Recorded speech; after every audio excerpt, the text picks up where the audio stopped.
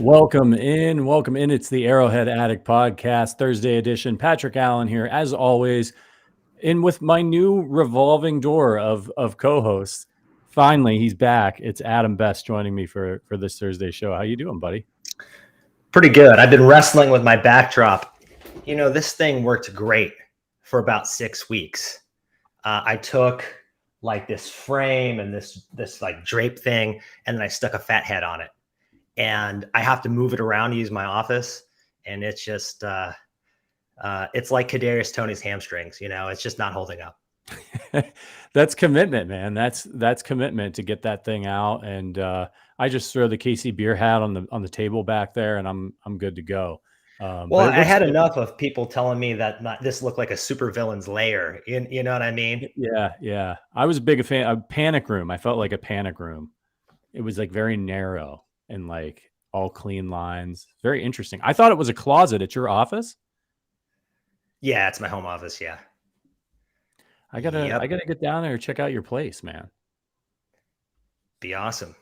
We're gonna call this the puking dog podcast because last time you and I did a duo podcast, your dog threw up everywhere.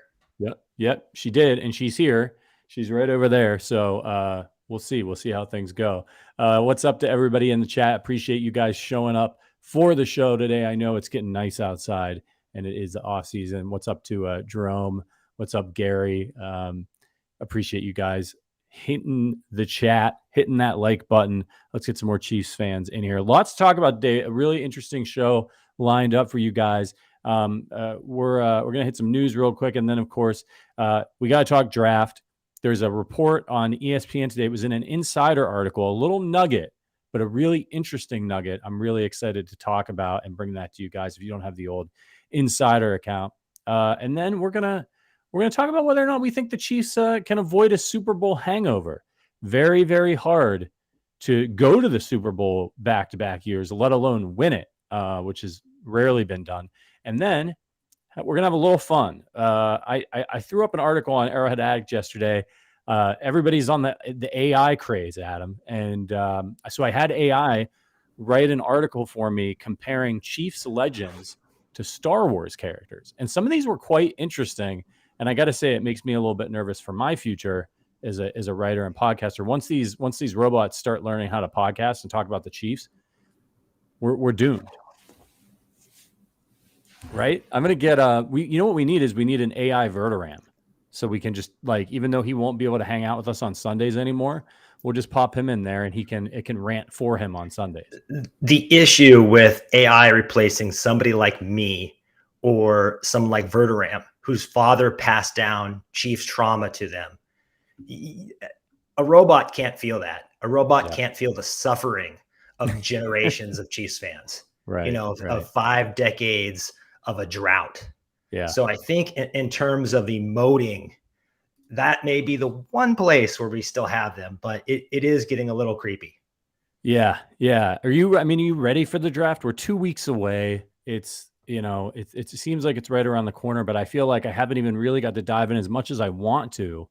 But that's what I'm going to do these next 2 weeks because I will be in Kansas City covering the draft for Arrowhead. I feel like I am ready on the wide receiver group. I think that's kind of the most important group. I've dug into offensive tackles and edges some. Other positions, not so much, other than tight end. We just had so much success. We talked about it yesterday with those multi-tight end formations. Yeah. And you know, when it's a great tight end class and a weak wide receiver class, pass catchers are pass catchers, especially if they're really good options. So it's going to be a really fascinating draft. And it's going to be interesting to see how teams continue to change to try to adapt to what the Chiefs are doing. And can the Chiefs stay one step ahead of the rest of the NFL? Or are they going to have a season where people kind of catch up to them and they have to figure some stuff out? It's going to be fascinating. But real quick, before we get into everything, I wanted to ask you, I know your answer on this, but you and I haven't talked since Odell Beckham Jr. signed with the Ravens in a move that made zero sense to me for either side. It makes sense for him. He's getting millions of dollars. But for the Ravens, I just don't get it. I know you're very anti old man receiver. So were you happy when he ended up in Baltimore, and are you still sweating DeAndre Hopkins? I was ecstatic. DeAndre Hopkins is a little bit of a different story. If a trade was going to happen, I kind of think it would have already happened. I don't know. You look at Brandon Cooks, some of these other deals, Stephon Gilmore. So I just do not see the pattern of behavior from Brett Veach, focusing almost exclusively on players who are in their mid-20s. The DiCaprio rule, as I call it. You got to be 25. You can't be older than 26, maybe 26. Maybe. That's in reference to his dating life, right? Yeah. Yeah. Because he's never had a girlfriend who's older than 26, and he's like almost 50, which a little weird, but you do you, man. God bless him. Yeah, I think Odell was a Hail Mary from that front office to kind of extend an olive branch to Lamar Jackson. And so Lamar Jackson's happy. Odell Beckham gets treated like a number one receiver, which he isn't at this point. You know, I just think he's more name than game at this point. It's been a long time since he had 1,000-yard season. And he did look good in the Super Bowl, but that was playing next to Cooper Kupp, and he's had another ACL injury. And the history of the wide receiver position. Once you hit 30, 31, you know, look at AJ Green, look at Julio Jones. Guys might be, I mean, Julio Jones is definitely a Hall of Famer. AJ Green could be, but they fell off a cliff. Yeah. And I just don't want that to happen to us. Yeah, teams are getting smarter. They're getting smarter about maybe you give somebody that second contract and you pay up at the third contract. That's rough waters, man. It usually doesn't work out for the long term. And we're going to get into that because we're going to talk about wide receiver. Hopkins would be intriguing for me under the right circumstances, but I don't think I think Brett Veach will make any deal that he thinks can help the team within reason. And I just think that there's a reason why Hopkins hasn't gotten moved yet. And maybe it happens during the draft where the Cardinals get a little bit desperate. But we'll see. I think the asking price is probably too high. And I will tell you, though, the olive branch, if that's the olive branch they're extending to Lamar and Baltimore, I mean, I'd just take that and snap it in half if I was him. No disrespect to Odell Beckham Jr., but the dude's like he hasn't done anything of any significance for what he's supposed to be in years. It's like he's like not suspended Josh Gordon. It's like, you know, he just okay, so he's gonna come in and get 400 yards for you and then get hurt again. Like, I just don't. It doesn't make sense. You know who he reminds me of? This is kind of an off the wall comparison, but M. Night Shyamalan. So M. Night Shyamalan, the director, came out and had The Sixth Sense, which is just a cultural phenomenon. And then his second movie, God, what was his second? Unbreakable. He was just on fire. Yeah. And then he fell off a cliff. Yep. But he's just, you know, you'll see trailers from the mind of M. Night Shyamalan. And Shyamalan? Yeah, it's not Shyamalan. I don't think so. Shyamalan. Yeah. It's been so long since he was relevant. You can't even pronounce his name correctly because he hasn't put it. Remember the movie that he put out where it was with Mark Wahlberg and it was The Wind? But they were running from the wind. It was the stupidest. I think he actually there's a worse one than that. There's a worse one than that. Yeah. Producer not even that one. Yeah. The one Lady in the Water, where there's basically a mermaid in like this crappy apartment building pool. Right. I thought Lady in the Water had its moments. He did a good job of doing like, we're going to talk Chiefs, I promise, but like a building atmosphere and intrigue, but he didn't know how to stick the landing. And I think he got all messed up with that twist ending in The Sixth Sense. And he just kept trying to catch that lightning in a bottle again. And that's hard to do, man. It'd be like Odell Beckham just trying to get that one-handed catch back. You know what I mean? But I think the one-handed catch and him coming out of the gates, just scorching hot, like Randy Moss or Justin Jefferson, and being in New York, he just got super famous. My theory on why all these different fan bases want DeAndre Hopkins and want Odell Beckham, and I've experienced this with my father-in-law, who's a Packers fan. Most fans aren't like you and me. They don't consume the entire league. They mainly focus on their team. So they know these two commodities. Yeah. The rest of the league, so I think that's part of it. Yeah, the big name. Hey, guys, we got some breaking news for you before we move on here. And we got to get to it right away. Our sponsors, KC Beer Co., they once said that they would never release an IPA, but they just brewed one so good, they broke their own rules. It's called Never Say IPA, and it's the newest beer and the first IPA to hit the KC Beer lineup. This beer is a celebration of German and American brewing traditions using both German and American hops, as well as German malt and yeast. The beer is really refreshing and aromatic. You got to try it. I've got some here at the house. I'm going to be drinking some when I get to KC for the draft. It's just another great beer from this award-winning brewery with such a terrific lineup of brews. It doesn't matter what kind of style you're into. Some people might hear, oh, German. Well, I don't know what that means. Trust me, they've got a style for you. Look at the red KC Beer Co. cartons at your local store and support the Arrowhead Addict podcast by supporting KC Beer Co. And do us a favor. Give them a shout out on Twitter at KC Beer Co. and let them know you heard about their beer on our podcast. Keep us in business and dare to beer different. Don't be a clown. 21 and over, please. All right. So that's such good beer. I need to crack one open tonight. So this article, let's get into the Chiefs talk here. And if you're listening or watching live on YouTube, hit that like button. Let's get some more Chiefs fans in here. This article comes out on ESPN. I finally broke down after years of refusing to pay for ESPN Insider. I finally broke down because they put a lot of Bill Barnwell stuff on there, and I just love reading him. And there's other reasons now. They've got some of the streaming, and there's a lot more value there than there used to be. And so now I check all that stuff out, and there's some good stuff. So this article came out, I think it was today. And it was about it was like draft buzz article, like what we're hearing about what each team is doing in the draft. And I was like, well, that's interesting. And I love when writers when they do those articles where they go and they like, hey, we talked to like GMs and they don't say who it is, but they're like, we talked to a scout or we talked to this person, where you get some of that inside baseball stuff. And I always find that really illuminating because it's interesting to me to know what other people think is going on with the Chiefs that are in the league, that are in the know.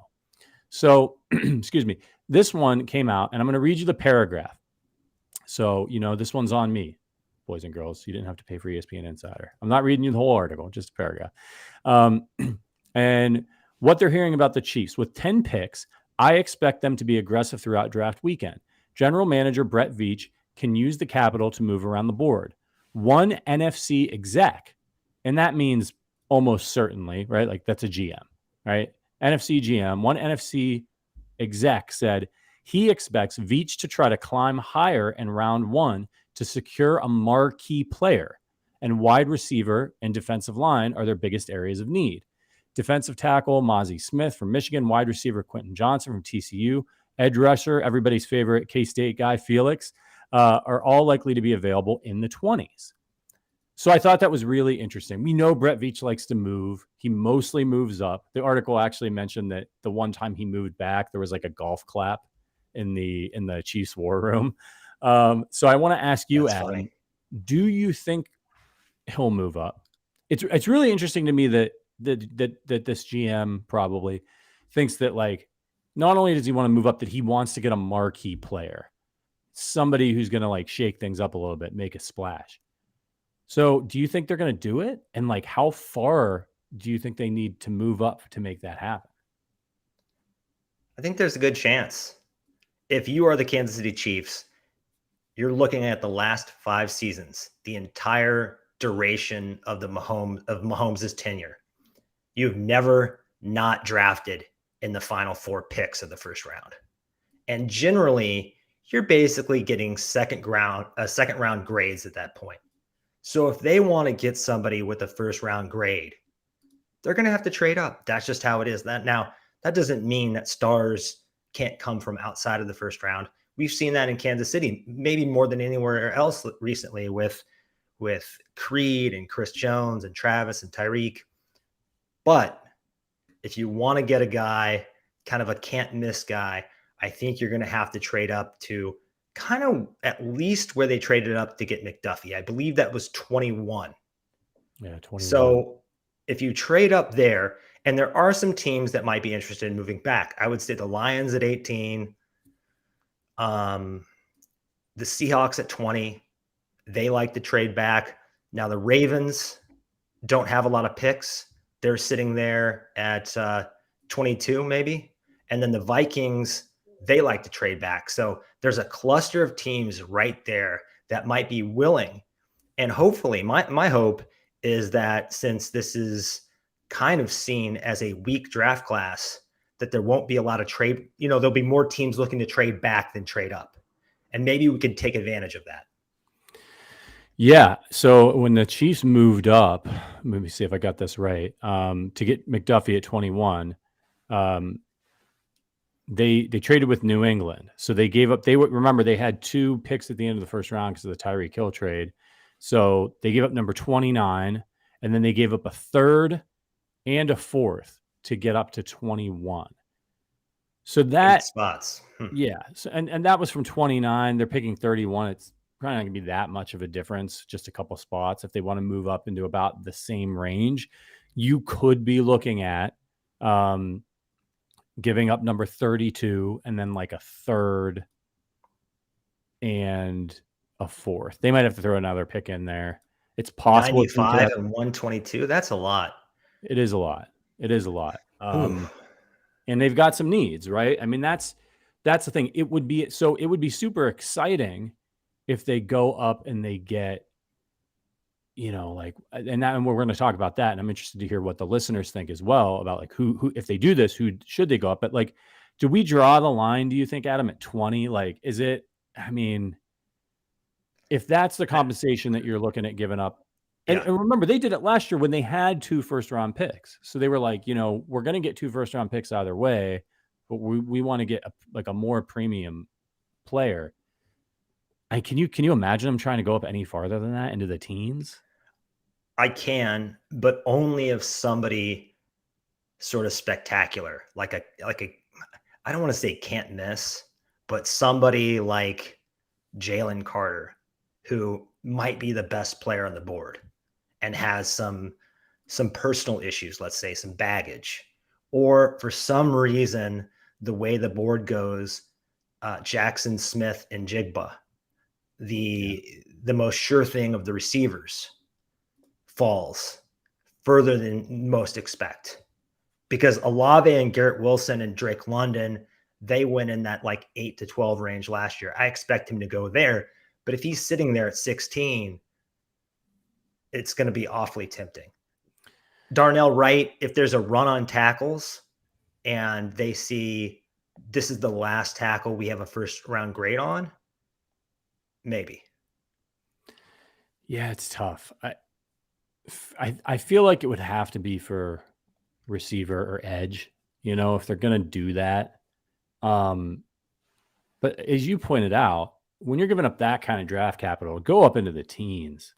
I mean, they gave up a ton to go up to, what was it, 10 they got Mahomes? I think it was 10. Yeah, 10 or 11. Yeah, they gave up a ton. And so that's what you're talking about. But like, that's a quarterback. All these other guys, the secret sauce that the Chiefs have had in the last few years is that Brett Veach has drafted well, particularly last year, and found value all throughout the draft. It wasn't about just getting one guy. So that's why I think this comment by the executive in the NFC is really interesting, because he seems to think that the Chiefs want to make a splash. And I wonder if it is they think that they've seen the departure of Juju Smith-Schuster, and they're looking at that wide receiving core. And yeah, they just won the Super Bowl with kind of by cobbling it together. And yeah, they've said that they want, they think Kadarius Toney is going to be their number 1 receiver. But like, let's be honest, there's no way Brett Veach feels comfortable. I don't, going into the season with the guys that they have right now. You haven't seen enough from Sky Moore. You might be confident in Sky Moore, but you haven't seen enough from him. Kadarius Toney has Swiss cheese hamstrings, and you don't know if that's going to play out for you. you gotta double and triple down when it comes to making sure that Mahomes has weapons. If you give up too much and you're still looking to fill a tackle spot or you're still looking to fill an edge spot, it's going to be really difficult to do that. You're going to end up, if they go up crazy, they're going to end up having to start like Lucas Niang or something. And that might work out, but it also might not. So I don't know, man. I'd maybe take a small move. If they had to give up a third, okay, How do you feel about if they wanted to take a big swing about giving up premium draft capital later? So like, you're like, okay, we're going to give you a third this year, but we're going to give you a first next year or a second or something crazy like that. It might work. The kind of buzz right now is next year is a better draft than this year, but I feel like that gets said every single year. Yeah. So the wild card here is Kansas City is hosting the draft. Does Clark Hunt want to make a splash? Yeah. So that could be another factor in this. And I'll also add that Chris Jones getting close to 30, Kelsey, we hope he has another 3 or 4 years in him, but you never know. We need to give Patrick Mahomes new superstars, new homegrown superstars for the next era of Kansas City Chiefs football. Now, you may hit in later rounds, but you're unlikely to find another Chris Jones, another Travis Kelce where you found them. Maybe Chris Jones. So it all depends. It all depends on price. So let's say they're going up into the early 20s because one of these wide receivers falls. Who do you think they would go after? Particularly with wide receiver. I think that there's kind of like 5 guys, Jalen Hyatt, Zay Flowers, Josh Downs, Smith and Jigba, and Quentin Johnson that people are enamored by. I've seen a lot of Chiefs fans are big fans of Zay Flowers. And let us know in the chat if it was one of these wide receivers, if they're going to move up into the 20s and say they're giving up, number 32 and a third to do that, who would you want? Who would be worth it for you in the chat for them to move up and grab? What do you think, Adam? Is there a receiver that you have a crush on here in this draft? There is, but not in that group. Not in that group. Okay. My personal opinion is you have Jackson Smith and Jigba as wide receiver 1. Pretty bust proof. He might be limited to the slot, but that's okay. And then with Flowers and Addison, Quentin Johnson, you mentioned Josh Downs. I think he might be falling a little bit. I don't really see that much of a gap between them and guys like Jonathan Mingo, who that's my crush, from Ole Miss, Cedric Tillman from Tennessee, A.T. Perry. There's Tyler Scott from Cincinnati, Jaden Reed. So I really think it would behoove them to just chill, look at other positions, and see who's there at 63. Because there's going to be a good wide receiver at 63. And if you look at the past 10 years of the draft, we've seen as many good receivers produced out of round 2 and round 3 as round 1. A.J. Brown, DK Metcalf, Devontae Adams, Deontay Johnson, Terry McLaurin. The list goes on and on and on. So we have ample proof that you can find a really good starter, if not a Pro Bowler, outside of round 1. Now, I think it's less likely for that to happen at edge and tackle. Yeah. So it sounds like you're a second round guy for these wide receivers. There is one caveat, though. Yeah. I think the best receiving option in this draft is Dalton Kincaid, baby Kelsey. And he's never going to be Kelsey, but if there's a player who can kind of play like him and eventually give us 75% of what Kelsey is in the past 5 or 6 years, outside of Kyle Pitts, of course, he feels like the guy. I think he's a top 12 player on my board. Sterling and I went at it about him yesterday because he thinks it's crazy to take a tight end in the first round. But if you play them, if you utilize them like a wide receiver, And that's how we primarily utilize Travis Kelce. Would it be smarter? And this goes for some of the other tight ends too. Would you rather have an A tight end or a B plus tight end or a C receiver? You know what I mean? Yeah. And I think, Travis Kelce lines up wide sometimes. So now you've got a set where you can line Travis Kelce up wide. You can put Kincaid at the traditional tight end spot. There's a lot of different things you can do. And you're talking about an all world play caller here with an all world quarterback. Kincaid is obviously really interesting. And I've seen a lot of people tweeting about him. Kay Calhoun says they would only move up for Addison, Zay, or Kincaid or Mayer. As people are firing off in the chat about what they think. Chris says, I would move up for Nolan Smith, the edge from Georgia, and let him wreak havoc on offensive lines. Edge is really interesting. But back to Kincaid, what would he have to produce for you in year one? Because we haven't seen too many teams do obviously the classic example is Gronk and Aaron Hernandez. And they were just destroying people when they were running that. What would Kincaid, if they went and got Kincaid and they were like, yeah, like this guy's going to be another receiver for us. We think he's elite. He's also the heir apparent to Travis Kelce. We want to make sure that Pat always has a really good pass catching tight end. And they're running out of this, 12 and 13 personnel sets all the time. What would he have to produce from a receiving standpoint in this offense as a rookie for you to consider it a successful move? Yeah. First of all, fans aren't going to like this, but Jody Fortson would be in jeopardy because Kincaid is not a blocker. He is a move tight end. Yeah. And that's fine. I think one of the problems with tight ends is people want them to be Gronk or Kittle to be able to do everything. And it's fine to have a Blake Bell and a Kelce. And in fact, it may be better to have that. But because Blake Bell and Noah Gray are better blockers, I'd probably expect them to make the roster. I would say like 700 yards. It's very rare that a tight end, maybe 800.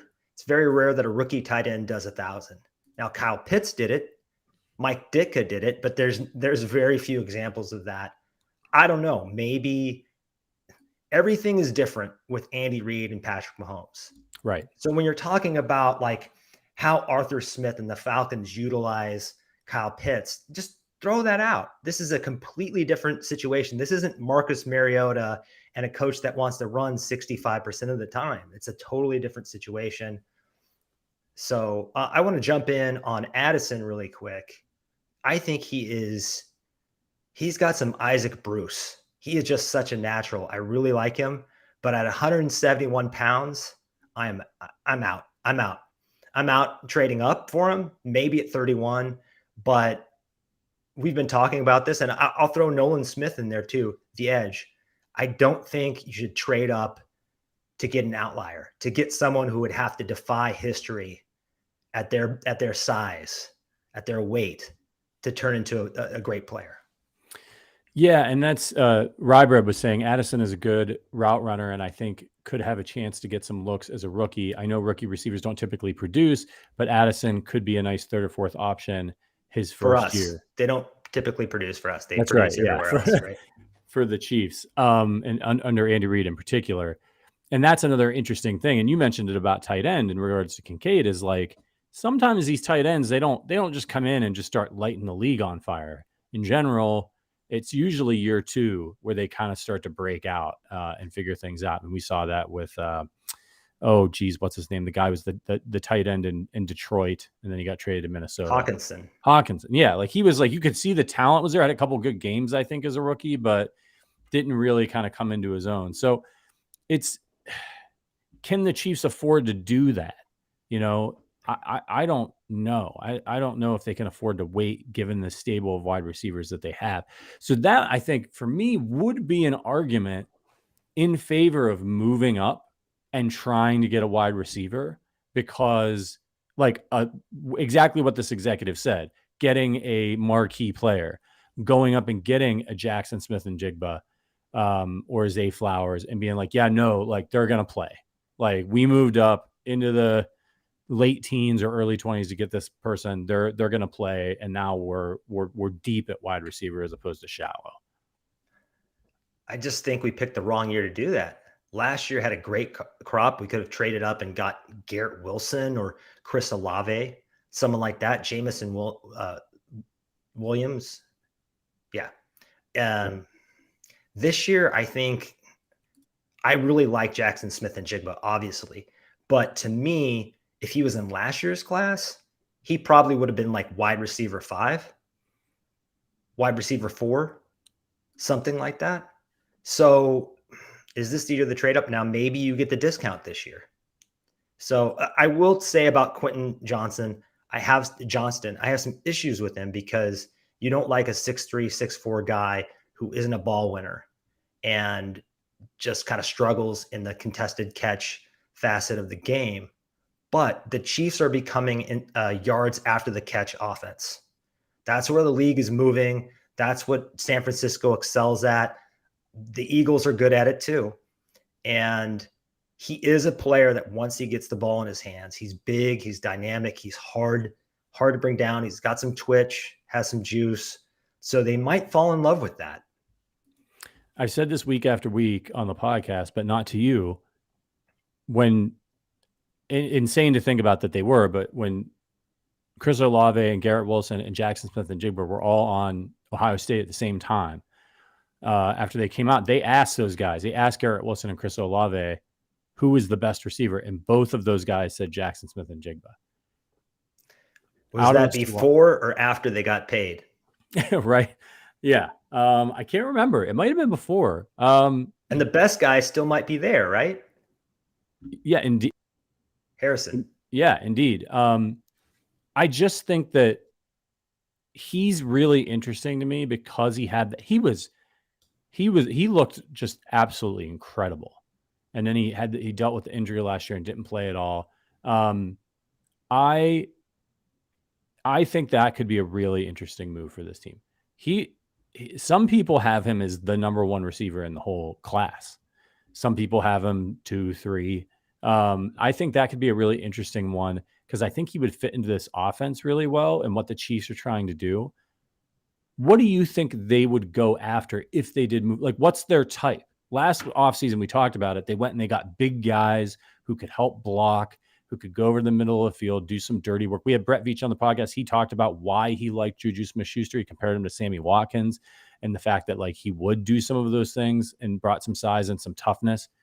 Is that what they're looking for here? Or are they looking for a burner to go and try to take the top off the defense and get a little bit more of that, McCole Hardman, Tyreek Hill juice back?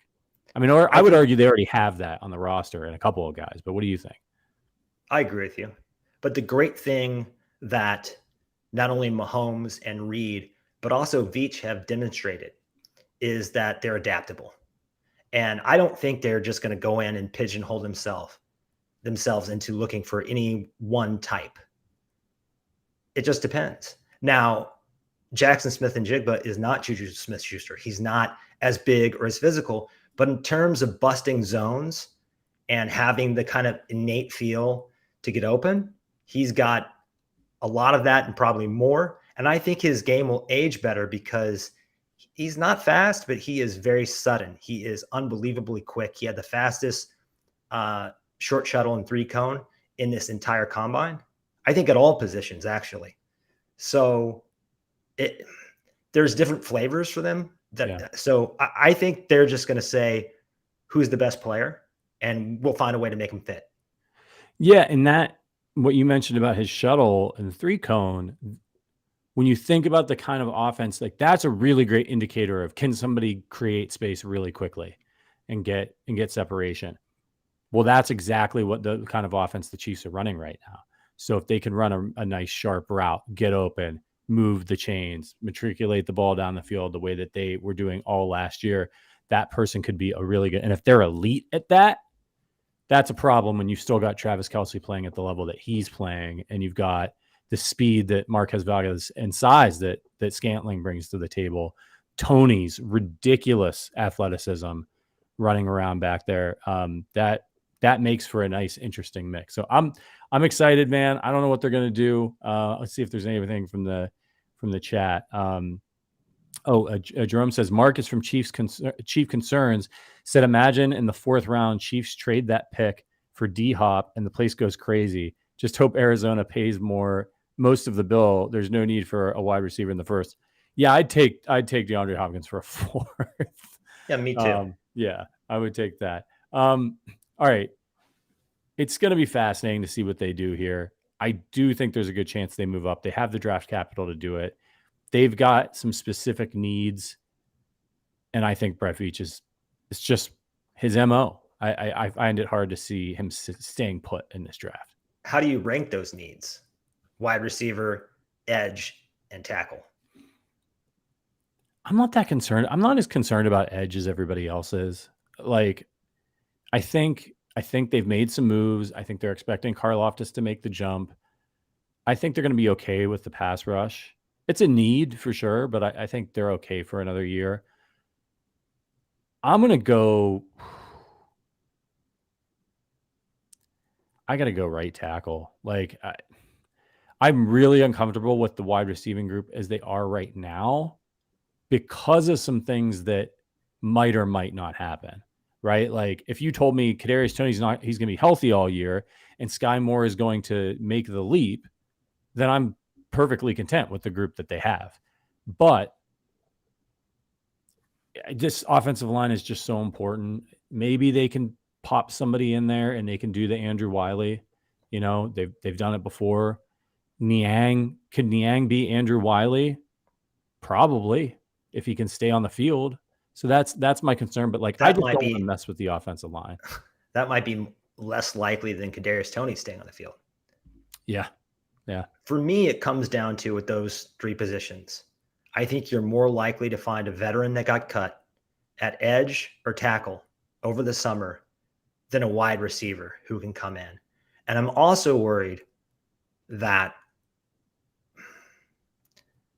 I'm just worried about wide receiver with Andy.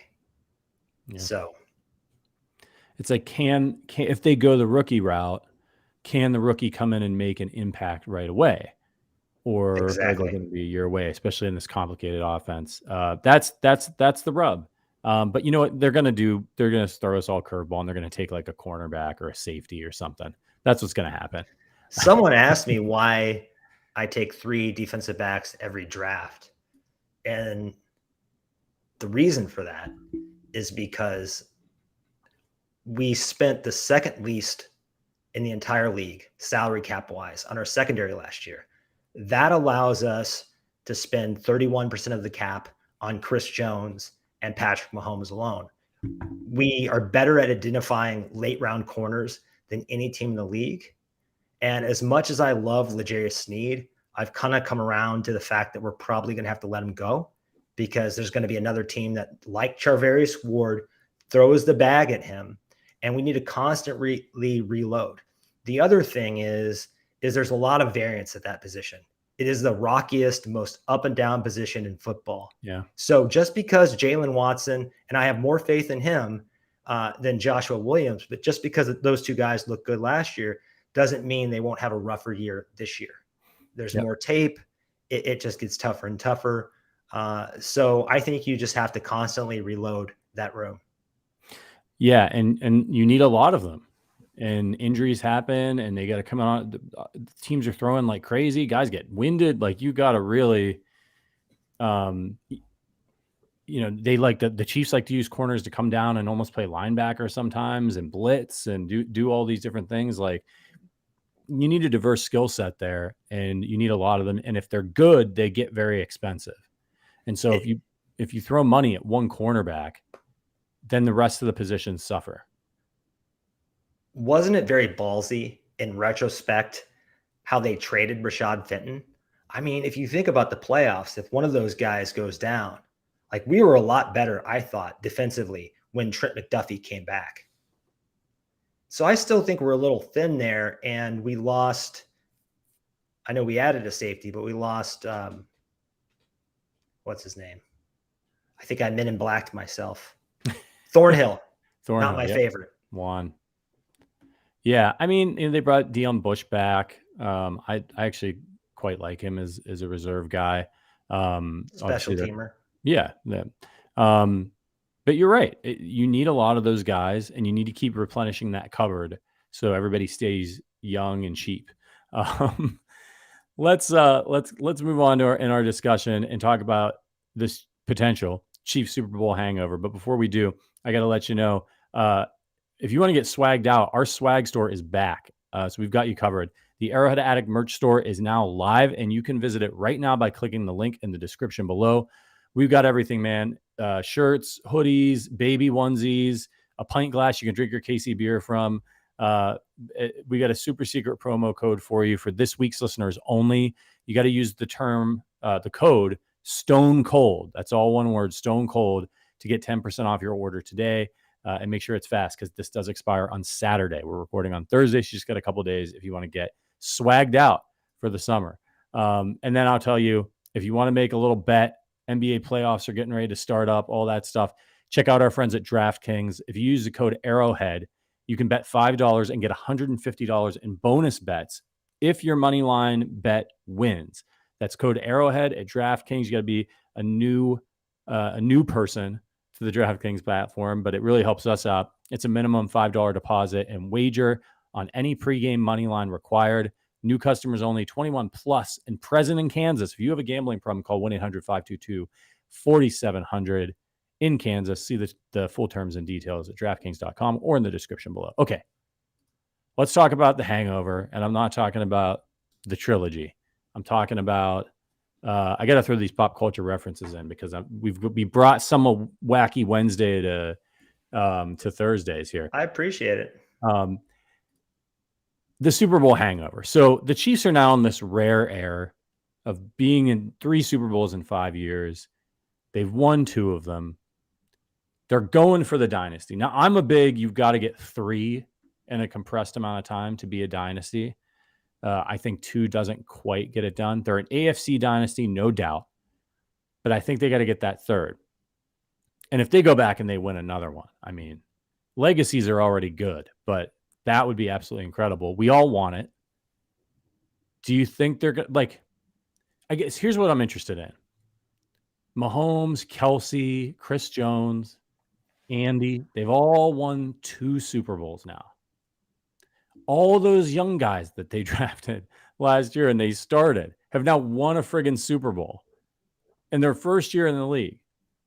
So, when you think about the motivation issues, the climbing to the top of the mountain, and the just traditional Super Bowl hangover that teams get anyway when they make it to a Super Bowl, win or lose, and the odds being so stacked against a team repeating. The first time, the Run It Back tour, they were incredible. They were focused all season long. They won 14 games. They went right back to the Super Bowl, just couldn't get it done. What do you think about this team, this group, after what they've been through, your core leaders and your young people? Are they going to could they come out and have a flat season where they have some injuries and things just don't go well and they're out in the first round? I don't think so, man. Because the 4 leaders of this team, Andy Reid at coach, Patrick Mahomes, Travis Kelce, and even Chris Jones, they're chasing ghosts. They're Hall of Famers. They want to go down as one of the greatest, if not the greatest. I would argue that Andy, Travis, and Patrick all have a chance to go down as the greatest at what they do. And we haven't seen any of their hunger diminish one iota. I expect them to come out, and that's contagious. I think the guys, they want to play for Pat. They want to play for Travis. They want to play for Big Red. So we've seen them lose a Super Bowl, win a Super Bowl, and come back. And, they were basically this close to beating Cincinnati, right? And their line fell apart against the Bucs. And like you said, they couldn't seal the deal. But I just don't really have any worry about that. My biggest worry with the Chiefs, the 2 years that they won the Super Bowl, they had good injury luck. That's really my biggest concern with the Chiefs. And I think that's one of the reasons they traded Tyreek Hill, because they thought they were a little too top heavy. What happens if Tyreek or Travis goes down. We're screwed. Right. Now, if Mahomes goes down, the season's lost, right? It's done. That happened to the Patriots. It can happen. Let's knock on wood that it doesn't. But that's really the only thing I fear. Yeah, I think you're right. These guys are like Andy Reid. There's starting to become rumblings, just the start of them, about, should we take a look at Andy Reid as being on Belichick's level? Like, and I know it might seem absurd on its face, just given the amount of rings that Belichick has. He's got more wins, all that stuff. But he was fortunate enough to get Brady, and we all know it's part of the deal. When he was much younger than Andy Reid got Patrick Mahomes. But what Andy's done in his career is so impressive. The consistent winning with the guys that he's won with is like, look at Belichick right now. I mean, like, and both stops, right? There wasn't a Cleveland where he flamed out. Right. He won big in Philly, and then he won even bigger in Kansas City. Yeah. I think with Andy, he might be chasing Bill Walsh, because I think Belichick and him and Parcells are like the greatest defensive coaches ever. And Andy, I think it's almost a different conversation. Is he the greatest offensive coach of all time? And I think he's going up against Bill Walsh. But I think what Andy wants to accomplish when it's all said and done is he wants to be on that Mount Rushmore of coaches. Yeah. When you, the first 3 or 4 you mentioned forever, Big Red is one of them. Yeah. He gets another Super Bowl, lock it in. I mean, he's been unbelievable. And so, Andy's going to want to do it again. Mahomes is now energized in that he's like, all right, I doubt he's not the kind of person that carries around a lot of doubt, but he now knows he has a monkey off his back of, I'm not going to be a one-hit wonder. Like, I'm not going to be Russell Wilson, right? Where I get a couple early success and then I just go away. I miss the second chance and that's it. He's got he's 27 still, for God's sake. He has a chance to write an incredible legacy if he can, keep the band together and keep playing at a high level. So I think you're right. I think he's going to be going to be focused. It's just, I think about that Patriots team, and they won 3 and then they didn't win one for 10 years. And it wasn't like they lost. It wasn't like they lost games and didn't make the playoffs a bunch and stuff like that. They were there. They were in Super Bowls, but they didn't win another one. So that's just a word of caution to Chiefs fans. Like, you never know, man. Even some of the best to ever do it, the best dynasty we've ever seen in the NFL, went a decade without winning a Super Bowl. So, soak up these wins because you just don't know what's going to happen. It's like the Bengals game, right? Or the thing that happened to them against the Bucs. Like, there is luck involved in this. Get yourself to the party as much as you can, and you're going to have more chances to win, but there's some luck involved. Injuries happen. I mean, this year, look at Pat, like a little bit worse of an ankle injury. And, we're looking back at this season and wondering what could have been. So, I do think they'll be able to stay focused. I do think that they have built a culture similar to what they had in New England, not in that they go about it the same way, but of professionalism, of pedigree, of winning, of focus. We do things a certain way here. And now if you're going into Kansas City, there's a certain level of expectation. You're not taking a fat paycheck to go play for the Texans or something. And like, who gives a shit what happens throughout the course of the year? And then you move on to the next one. This is Super Bowl or bust. Anything less is an absolute failure for this team. So I think they will stay focused. I think they've got I've got so much harder of a road than New England had. They did get by Manning, but like, there's some stacked talent in the AFC that the Chiefs have to contend with.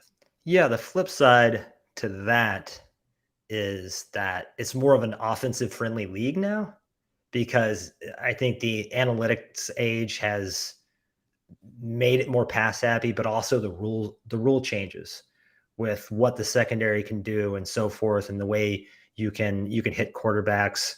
And offensive success is more sticky than defensive success. So I think the way our roster is constructed, we're little, and basically by roster constructed, I just mean Mahomes and making sure he's protected and he has some warm bodies to throw to that are decent. But I think we're kind of impervious to those dips than maybe even the Patriots were.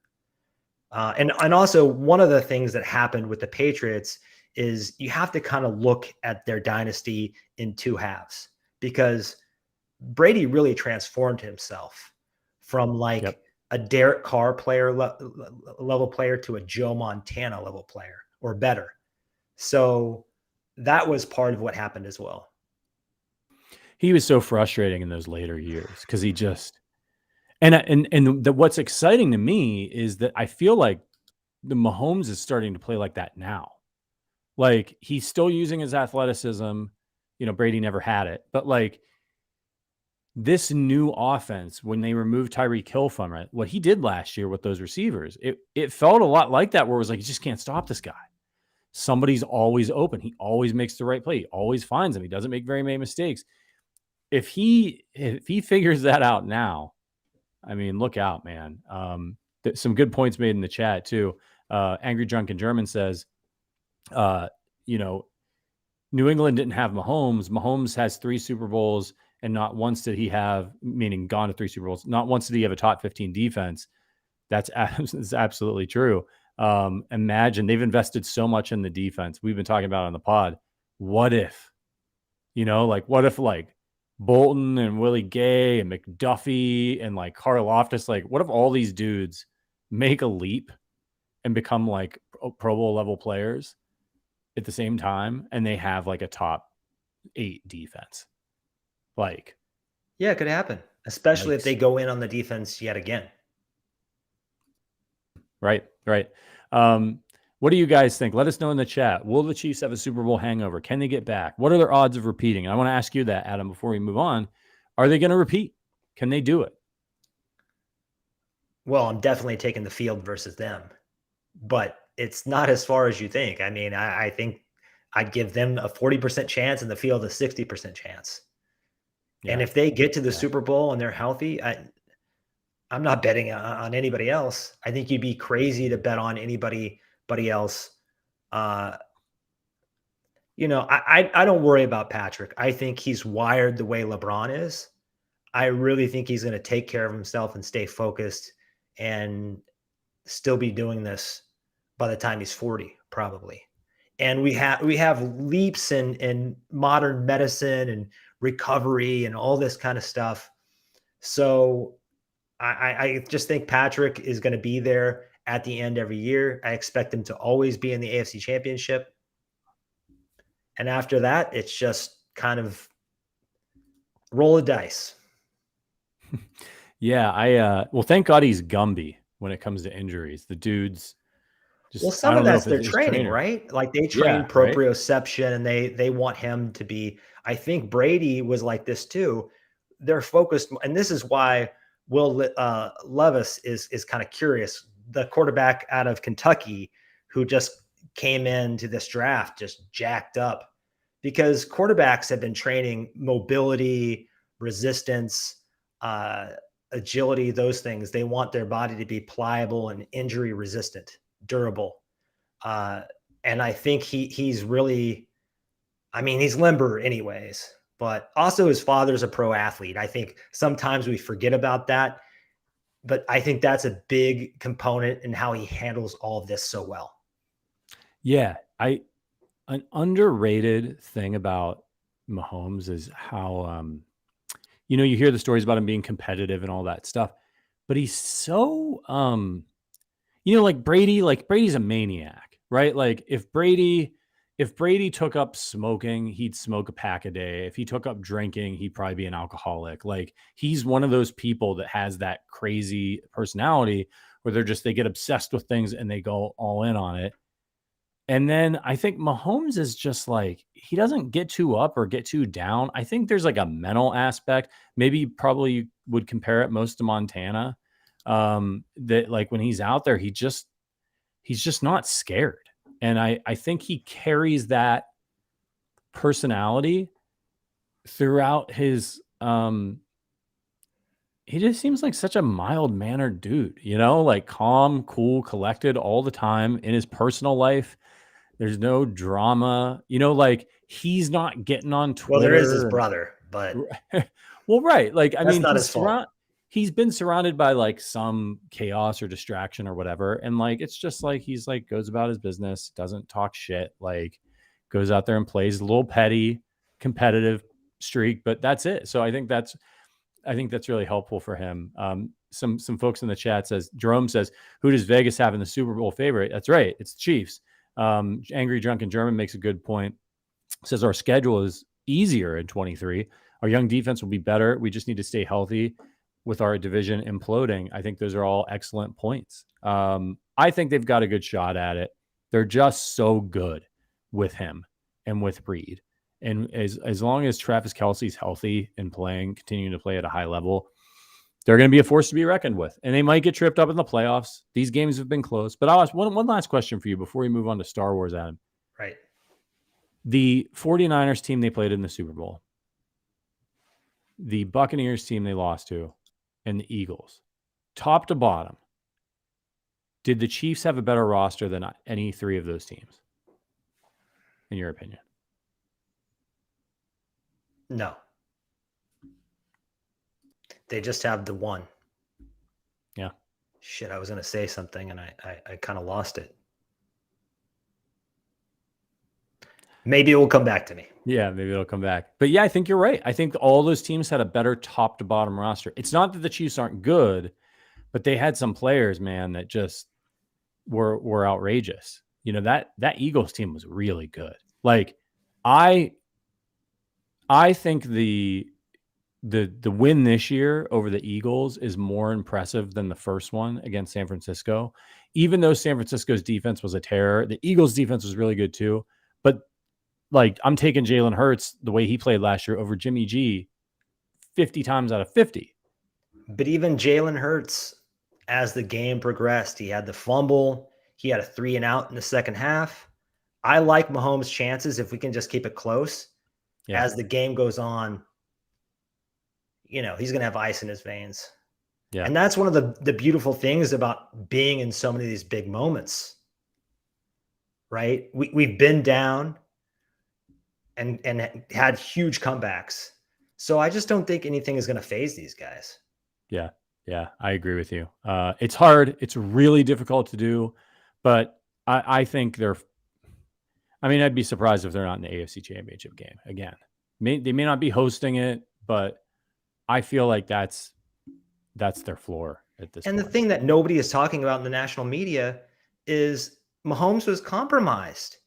He had to force himself basically to be a passing, a pocket passer. Yep. And what we've seen in years past in the playoffs, he really unleashes that running ability because he's not as worried about getting hurt. Right. And he had that kind of taken away from him. Now, I know he had a couple big scrambles when he absolutely needed it. He dug down deep against the Bengals, against the Eagles late in those games, and basically won the game with his legs. But for 3.5 quarters, he wasn't doing that.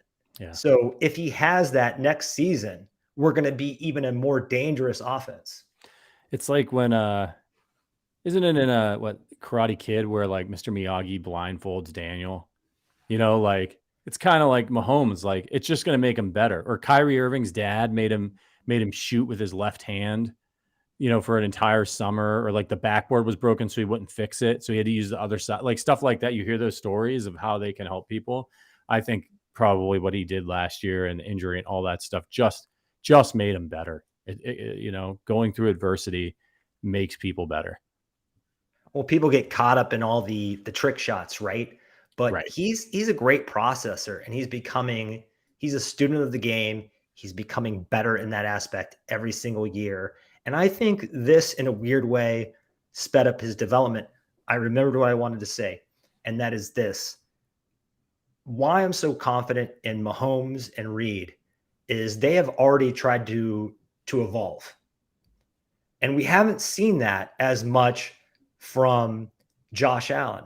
What undid Josh Allen last year is Ken Dorsey got him to play a little bit more within the system early in the year. Dink and dunk, just take what's there. You don't have to go for the kill or the big shot. We know you've got the cannon, but you don't have to show it off for 60 minutes. Yeah. And he kind of reverted back to his old self late in the season. And I think that the more you have on tape, the longer you're in the league, the more teams are going to force you to do other things than what you want to do. And the Chiefs have shown that the league can kind of crowdsource a way to stop them. And they can say, okay, we're going to be David Bowie and reinvent ourselves. And then you're going to have to stop that. And if you stop that iteration, we're just going to do it again, rinse and repeat. Yeah. So that's what instills me with so much confidence. Yeah, I agree. And now Mahomes he's been through some wars, man. He's been through it. And the experience is only going to inform the way he plays moving forward. Thank you again, everybody who's watching out in YouTube land. Thank you to our audio listeners. This is the Arrowhead Addict podcast. We're getting ready. I'm coming to Kansas City for the draft. I'm excited to hang out with some of you guys out there. But give us a like if you're watching on YouTube. Hit that like button. All right. So Chiefs, Star Wars. It is the off season. Sometimes we got to get a little creative. So, we mentioned this at the top. Chat GPT, AI. It's coming for all of us. It's going to be making your meals. It's going to be making phone calls for you. It's going to take your job. I wanted to ask it a fun question. I'm a big movie guy. You're a huge movie guy. And everybody loves Star Wars for the most part, except, weirdos. So I was like, well, what, compare some Chiefs legends, I asked it, to Star Wars characters. And I thought some of these were interesting, and I just thought they'd be fun to go over and maybe debate a little bit. So I thought that the AI did a pretty good job of actually kind of explaining. I asked it to explain like why it was making the decisions it made. So the first one was, of course, Mahomes. And it said Anakin Skywalker. So it's a quarterback, and this is what it wrote. Quarterback Patrick Mahomes, known for his incredible arm strength, creativity, and on-field vision, has quickly become the most talented and exciting player in the NFL. His meteoric rise and immense potential are reminiscent of Anakin Skywalker, who was once regarded as the chosen one. Both Mahomes and Skywalker possess a unique skill set that sets them apart from their peers, and they have the ability to change the course of the game or a battle with their exceptional talents. So I want to know, I think a lot of people probably would have thought, okay, Mahomes, he's Luke Skywalker, right? He's the hero. Instead, it's Anakin Skywalker. I want to know what you think. And because I wondered, is it, yeah, and Ronald just said it in the chat, is it just pre-Vader? So because they say that once he turns to the dark side, he's not Anakin Skywalker anymore. He's like a different character. Correct. So or do you feel safe having Mahomes be Anakin Skywalker? Or are you worried that he's going to join, he's going to leave Kansas City and join the Raiders, but then at the last moment, he's going to throw the Raiders into the sea or something? I just disagree with the comparison outright. I think he's Luke Skywalker. This is basically saying that he's going to, turn into Russell Wilson or something, or not be a chief. I don't want to hear that. I want him to be Luke Skywalker. I want him to be the one who actually balances the force, not the one who was promised to and couldn't deliver. But didn't Vader balance the force by turning on Palpatine?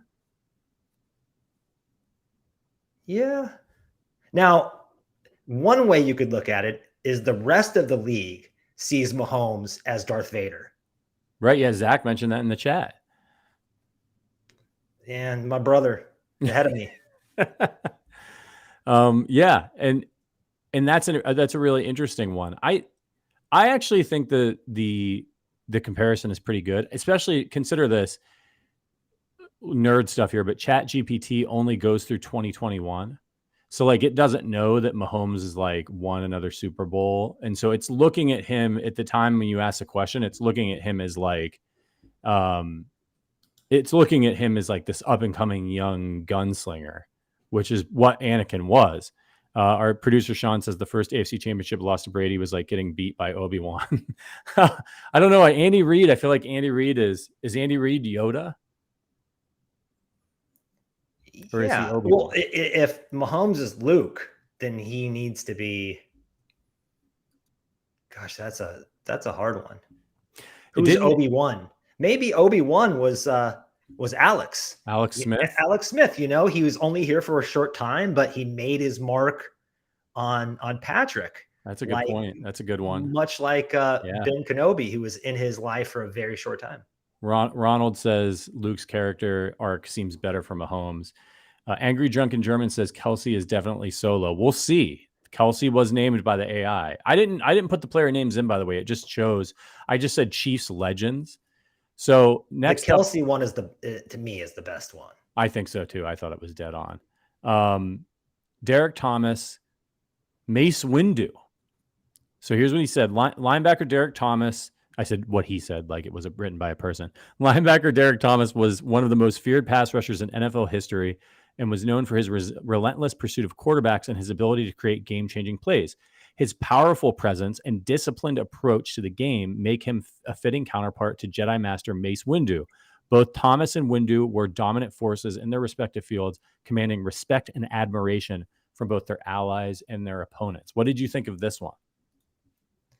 It's kind of sad because to me, Mace Windu was arguably the best part of the prequels, and then he passed away. Yeah.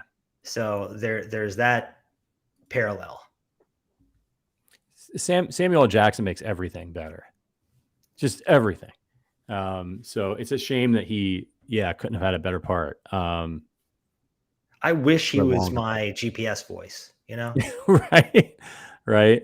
If you start making a wrong turn, make a wrong turn again. Just start cussing you out. All right. So I thought this one was good too. I thought it made a lot of sense. And also and that's the thing too, right? And you pointed it out. That's the scary thing about this AI shit. Like it knew, like it doesn't mention that Mace Windu died and died kind of early on, and that Derek Thomas tragically passed away, but it still linked those two up. And it's like, did it do that on purpose? And it just didn't say it because maybe it thought it would be bad. It was programmed to this would be bad for him. I mean, that's kind of wild, right? Rye Bread 722 says the Bengals can have Jar Jar. Yeah, the Who Days get on my nerves. I like that one. Yeah, they can be Burrow he can be Jar Jar. Okay, so next up, this one was interesting. I'm not sure about it, but Tony Gonzalez is Han Solo. So it's not Travis Kelce, according to the AI. It says tight end Tony Gonzalez, one of the greatest to ever play the position, was a key component to the Chiefs' offensive success during his career. His combination of athleticism, skill, and determination is reminiscent of Han Solo, the daring and resourceful pilot. Like Solo, Gonzalez was a charismatic figure who made big plays when it mattered most, making him an invaluable asset to the team. I think that's a fair argument. Tony was pretty charismatic, dunking on the goalpost and all that. He was the best player on the team. One time I was out in Westport during his prime, and he's just walking down the street with two women that looked like models on his arms, just charisma, just blinding me. Like I had to put on some sunglasses. If he is Han Solo, who's Chewbacca? Willie Roaf? I think Willie Roaf has to be Chewbacca. Willie Roaf could be Chewbacca. We need to ask somebody from that offensive line group, who was the hairiest member of that offensive line. Was it Brian Waters? Was it Willie Roaf? And who's the most likely to rip somebody's arm off? Right. Man, Willie Roaf was a bad man when he got out in space in particular. One of the best to ever do it. Yeah. So here's a fun one. I thought this was good. Priest Holmes. All right, let's ask the chat. Can anybody guess who do you think Priest Holmes got in this one? Star Wars character. I know we get a little bit of a delay, but let's give them a minute to put their guesses in. I thought this one was really interesting, and then I was thinking about Priest and could you do with Priest and Jamal Charles? Could you do a mentor mentee situation? Because it was he paved the way, and we just forget about Larry Johnson. Angry Junkin German says Chris Jones. Chris Jones would be the monster that saves the day. Ronald says Priest equals Calrissian. Oh, interesting. Lando for Priest Holmes. Priest was pretty, like, if I think of Lando as like kind of flashy, you know, he's got the cape, like the really outgoing personality. Like Priest as a runner was pretty flashy. He was a really fun runner to watch. Whereas like then you follow up with Larry Johnson, just like plowed into people. That vision. Yeah, just incredible. Great X-Wing pilot. Priest actually got Qui-Gon Jinn. Running back Priest Holmes, who enjoyed a highly productive career with the Chiefs, was known for his vision, balance, and uncanny ability to find running lanes. His qualities align closely with those of Jedi Master Qui-Gon Jinn, who was deeply attuned to the Force and committed to maintaining balance in the galaxy. Both Holmes and Qui-Gon were instrumental in guiding their respective teams through challenging situations with their wisdom, skill, and perseverance. I thought the vision thing was really interesting. Yeah, that's the word that stuck out to me. Right. Yeah.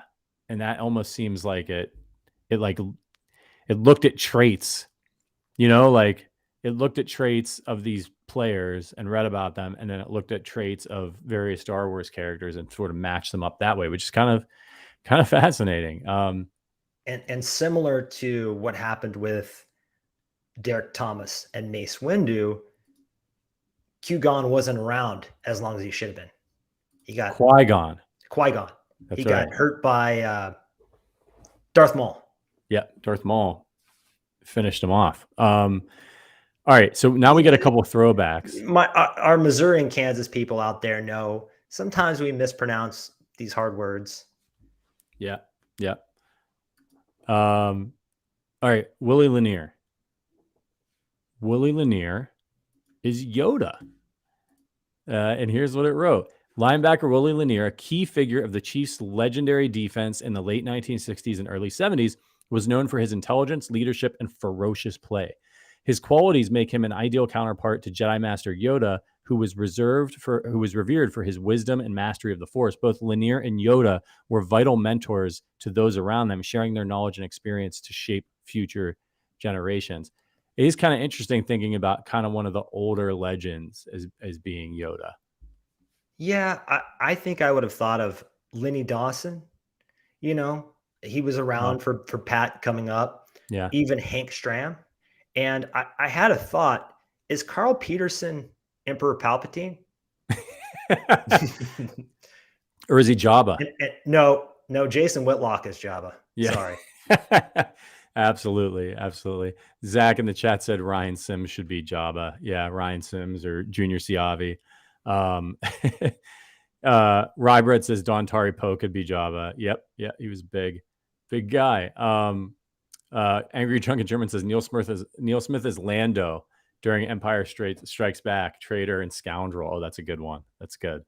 All right, next up is Bobby Bell. Bobby Bell gets Obi-Wan Kenobi. Linebacker Bobby Bell, a versatile and dominant player during his time with the Chiefs, was known for his calm demeanor, on-field intelligence, and strong leadership. His qualities align closely with those of Jedi Master Obi-Wan Kenobi, who was a wise and resourceful mentor to a young generation of Jedi. Both Bell and Kenobi were committed to the success of their teams and were willing to make sacrifices for the greater good. I didn't get to watch Bobby Bell play. I'm not old enough, but I don't have any arguments there with the reasoning. Yeah, I don't really either, except in my version, Mahomes is Luke Skywalker. And again, Alex Smith has to be Obi-Wan. Yeah. If you're going to connect them, I agree. All right. We get two more to go here. Here comes Lenny Dawson. And Len Dawson. The best one for last, huh? Yeah, we did. Len Dawson is Luke Skywalker. Quarterback Len Dawson, a Super Bowl champion and Hall of Famer, was a symbol of hope and success for Kansas City during his playing days. Much like Luke Skywalker, Dawson exhibited tremendous skill, perseverance, and leadership. Both Dawson and Skywalker faced significant challenges throughout their careers, but ultimately emerged as heroes. Dawson's ability to rally his teammates and consistently deliver in high-pressure situations mirrors Luke's journey to becoming a Jedi Master and a vital figure in the Rebel Alliance's success. I actually think that it's kind of right. Like Mahomes, like Anakin was like, he was like a gangster from like the moment You know what I mean? Like he was already flying, like he was a pilot. He was like a toddler, and like he was the best pilot in the galaxy, like He right was a away. prodigy. Right. Yeah. He was a prodigy. And that's kind of what Mahomes is, where like Len Dawson wasn't like, oh God, this guy's he's unbelievable. Like a minute he stepped in the league, but he got the job done in the end. He learned, he became the leader that the Chiefs needed. So I think it makes sense. He might be too cool though. The smoking the cigarette with the Fresca in the locker room, that has a Han Solo vibe to me. That is, yeah. Oh, I like that. I reverse my opinion. I would say Han Solo for Lenny Dawson. Hilarious. Okay, last one. The one I think you've all been waiting for. Travis Kelce is Lando Calrissian. Tight end Travis Kelce, one of the most dominant and dynamic players at his position, is known for his on-field theatrics, charisma, and big game performances. His magnetic personality and flashy playing style make him a fitting counterpart to Lando Calrissian, the suave and resourceful gambler turned hero. Kelce's ability to charm fans and opponents alike is reminiscent of Lando's charisma and charm. Both figures display a strong sense of loyalty to their friends and teammates, and their presence on the field or in the galaxy is unmistakable. I read that and I was like, oh my God, this is incredible. It's so dead on. And I know somebody mentioned they thought Kelce should be Han. And I think the difference is Han is cool, right? Like they're both, Lando's cool and Han is cool. It's one of the reasons why they're friends. But like Han's kind of like grumpy. You know what I mean? Yeah. Like he's like always harassed and, annoyed and all that stuff. Like he's Harrison Ford and Lando is not. Yeah. Like he's gruff and like Lando's kind of carefree. He's the life of the party guy, and that's Kelce. Like Kelce is not striking. And just the flamboyance, the style, the cape. If there's anybody in the Chiefs, maybe in the NFL, that could walk around in a cape. Right. I'm putting my money on Travis Kelce. Yeah, I agree. I thought that was a perfect one by the robot. And especially if you've seen Solo, the way that Donald Glover portrays Lando, it's an even better fit. My question is, if this was 2021, why no Ray or Poe? I don't know who Ray would be. I guess Gracie Hunt. She's eventually going to have to take the franchise into a new direction, right? Right. Yeah. I only asked it to do a handful. So I did a few more of these tests yesterday. I actually had it do one where it compared NFL teams to Star Wars characters. And in that, when it did 32, it did get into some of the newer characters in the Star Wars canon. But I believe the Chiefs were Luke Skywalker in that. And they did the Steelers got Darth Vader. This is posted on our website, NFL Mocks, by the way, if you want to find it. The Steelers got Darth Vader, which was interesting. It was a big upset that you know who the Raiders got, though? Because I was like, the Raiders aren't going to be Darth Vader. The Raiders got which was it? Jango. They got Jango Fett, Boba Fett's dad, who gets decapitated by Mace Windu, which I thought was kind of hilarious because in this, Derek Thomas got Mace Windu. So it was a really interesting thing, and it did pull in more. So like, I don't know, I'm having fun with this. Like, I think I'm going to ask it to do like Harry Potter characters next. Just do the AFC West as Game of Thrones houses. Oh, that's a good idea. That's a really good idea. I could just do that right now. Hold on a second. How quick can it get it done for us? Yeah, it's so fast. This is scary, man. I know. Okay, compare AFC West teams to Game of Thrones houses. Let's see what it comes up with. It's writing right now. It's totally bananas. I don't know if you've played around with this stuff much, but like I used it to like make an itinerary for my vacation, which was kind of really interesting. It found like restaurants and stuff I didn't know about. So there's some really interesting, it's just like endless things you can use this stuff for. Okay. I haven't, but my wife is an acupuncturist, and she wanted to write a blog comparing acupuncture to dry needling. And she like gave it a suggestion on how to do it and make it a little comedic. It was scary. I'm like, okay, the time is ticking on us getting paid to write and opine. Yeah, it sure is, man. Robert says Colquitt feels like a C-3PO to me. That's funny. Okay, it's writing it right now. Kansas City Chiefs, House Stark. Strong, loyal fan base with a rich history, much like House Stark. They have been both successes and hardships over the years. The Chiefs' resilience and ability to develop young talent like Patrick Mahomes can be compared to the Starks family's perseverance and ability to rally support despite numerous challenges. The Broncos, House Lannister. Yeah, it's like it knows I'm a Chiefs fan. Dead on. Yeah, significant success, boasting multiple Super Bowl championships and a competitive spirit. They can be compared to House Lannister, who are known for their wealth, influence, and cunning in the Game of Thrones universe. Much like the Lannisters, the Broncos have been able to attract top talent and showcase an impressive roster over the years. The Lannisters are ambitious with the pursuit of power. The Chargers are House Tyrell. So that's kind of funny because much like the Chargers every preseason, it doesn't go well for them in the end. They get blown up, right? They get blown up, yeah. Sort of like the trainer who injected Tyrod Taylor. Yeah. And it says Chargers have experienced ups and downs in their history, but are known for their adaptability and potential for growth. They can be compared to House Tyrell, who is also known for their diplomacy, wealth, and strategic alliances. The Chargers' ability to navigate challenges and maintain a competitive edge, much like the Tyrells, showcases their resourcefulness and potential for future success. Both the Chargers and House Tyrell have a strong foundation on which to build, and their potential for greatness is undeniable, but they never reach it.